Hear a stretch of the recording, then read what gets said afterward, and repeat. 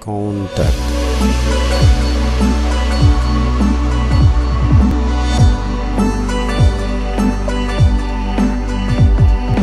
Merci Gambi, je les remercier tout d'abord de sa présence fille à l'école Khayar Mbengue pour appuyer le CEDEPS SCOFI de Saint-Louis commune. CEDEPS SCOFI veut dire comité départemental des femmes, comité départemental des enseignantes pour la promotion de la scolarisation des filles.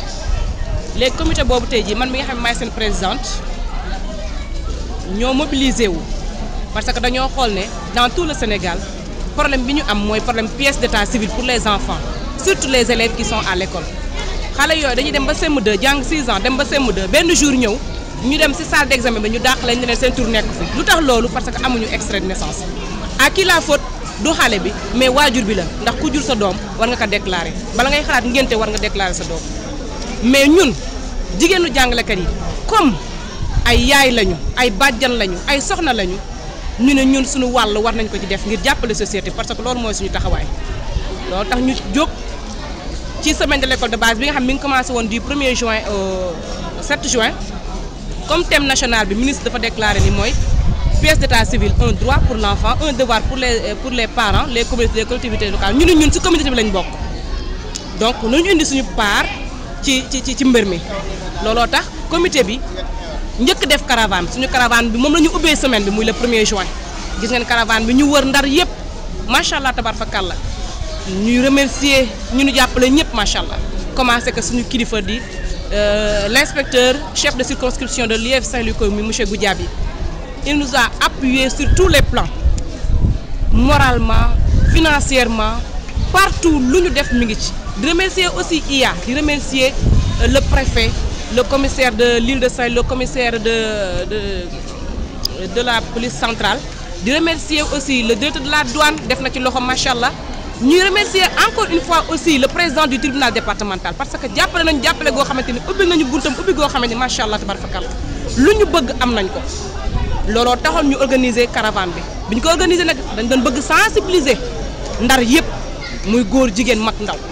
ndax kayitu juddu yi non seulement dañ ko waxal élèves yi mais dañu bëggoon képp koo xamante ni yaa ngi dund te yow daanaka fraude nga ndax ku amul kayitu juddu doo dara amoo identité kenn mënu la qualifier fenn looloo taxoon ñu boole ci xale yi nga xamante ni aussi amuñu kayit duggaguñu sax école léegi bu ñu defee loolu macha allah population bi ñoom ñëpp dégg nañ ko adhéré nañu ndax dem nañ ci école yi inscrire yi ci liste yi ne déposé woon ci école yi ak directeurs yi ñoom aussi ñu leen di remercier parce que collaboré nañ ak ñun.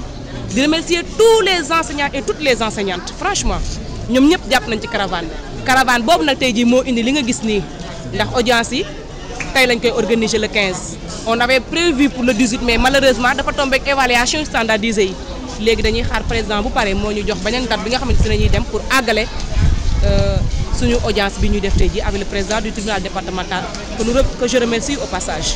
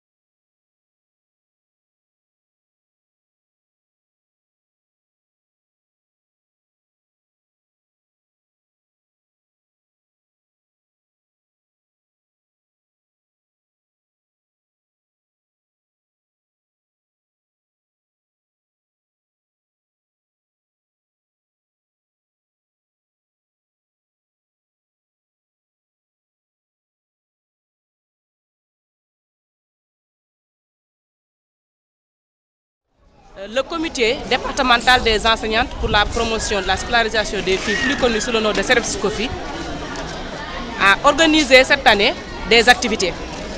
Pour ces activités, auparavant, on avait organisé une séance d'audience foraine en collaboration avec le président du tribunal départemental. C'était au mois d'avril. Comme on avait constaté qu'il y avait des élèves qui faisaient la classe de CM2 et qui n'avaient pas d'extrait de naissance, on s'était dit qu'il fallait qu'on fasse quelque chose pour aider ces enfants-là qui sont innocents. Et on a organisé des audiences. On a parvenu à avoir 119 extraits de naissance pour 119 élèves qui devaient faire la classe de CM2 qu'on a introduit dans le dossier. Et c'était arrivé à temps. La SCOFI s'est chargée de tout. En l'espace de 10 jours, on a fait des audiences, on a confectionné les extraits de naissance et ce sont des extraits de naissance, machallah, valables. Après cela maintenant, comme la semaine de l'école de base de cette année, nous avons comme thème la pièce d'état civil, un droit pour l'enfant, un devoir pour les parents, les communautés et les collectivités locales. Nous nous sommes dit aussi que pourquoi s'arrêter? C'est notre devoir de continuer à aider les enfants, aider la société, pour aider les parents parce qu'ils ne comprennent pas. Donc c'est à nous, formatrices, à nous, éducatrices, de les aider, de les encourager, de les expliquer l'importance de cette pièce d'état civil dans la vie de l'individu, surtout dans le cursus de l'enfant. Parce qu'un enfant qui n'a pas d'extrait de naissance ne pourra pas faire l'examen d'entrée en 6e ni de certificat d'études. Donc, il va perdre son avenir. Alors que nous, la SCOFI, c'est son devoir d'aider ces enfants-là. Raison pour laquelle on s'est mis d'accord pour organiser d'abord une caravane de sensibilisation qui a été organisée le 1er juin. C'était l'ouverture de la semaine de l'école de base. On a organisé une caravane à travers toute la ville de Saint-Louis. On a sensibilisé la population, machallah. Et actuellement, voici le résultat. Toute la population a répondu massivement en déposant les dossiers au niveau des écoles, en collaboration avec les chefs d'établissement et les directeurs. Vraiment, la population adhère massivement à l'idée, ce qui nous prouve que cette population n'avait pas une vue un peu claire de ce que c'est que la pièce d'état civil. La population ne comprenait pas exactement le sens de cette pièce-là. Alors que nous, la SCOFI, nous les avons sensibilisés et la population a répondu massivement. Donc, machallah, aujourd'hui, on est là. Le président du tribunal départemental est là avec ses collaborateurs. Ils sont en train de nous aider à faire les audiences foraines pour que ces élèves-là, demain, qu'on ne puisse pas nous dire qu'il y a des élèves qui sont en classe de CM2 et qui n'ont pas d'extrait de naissance. Vraiment, le rôle de la SCOFI, c'est ça. On est là pour participer au développement du système éducatif, pour participer au développement de ce pays. Parce que, comme on l'a fait, on ne veut pas être là comme des figurantes, mais nous voulons participer au développement de notre localité, plus particulièrement au développement de Saint-Louis, parce que nous sommes des enseignantes de l'IEF Saint-Louis commune. Nous remercions au passage notre inspecteur, M. Siato Boudjabi. Nous remercions l'IA de Saint-Louis aussi. Nous remercions Madame le préfet et ses collaborateurs. Nous remercions aussi au passage les 2 commissariats, Central et Lille. Nous remercions aussi le directeur de la douane qui nous a appuyés aussi pour le bon déroulement de nos activités. Nous remercions aussi le conseil départemental de Saint-Louis. Il nous a beaucoup aidés aussi. Nous remercions aussi plus particulièrement le président du tribunal départemental. Il nous a ouvert ses portes. Il nous a bien reçus, il nous a bien accueillis et il a bien coopéré. Machallah, alhamdulillah, vraiment, merci.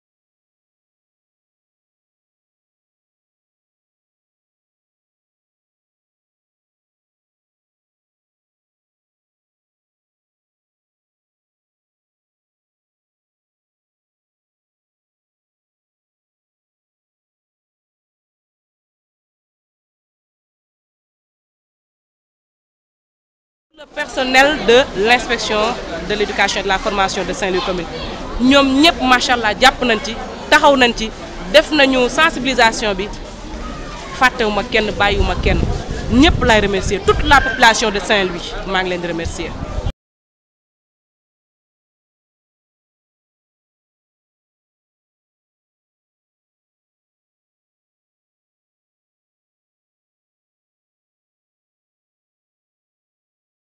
Je remercie aussi le plan international.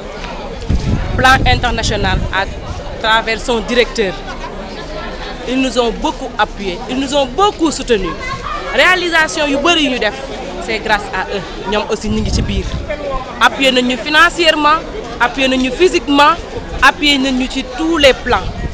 Donc monsieur Ben est le directeur de plan. On vous la SCOFI, le CDEPS SCOFI de Saint-Louis commune. Par ma voix vous dit encore merci. Merci encore une fois. Seen liggéey mi ngi fii affiche yaa ngi fii banderole yaa ngi fii li ñu réalisé caravane ba ak tey ji yëpp seen loxo ngi ci biir génn ci benn yoon lu ci am rek yéen a nga ca biir macha allah.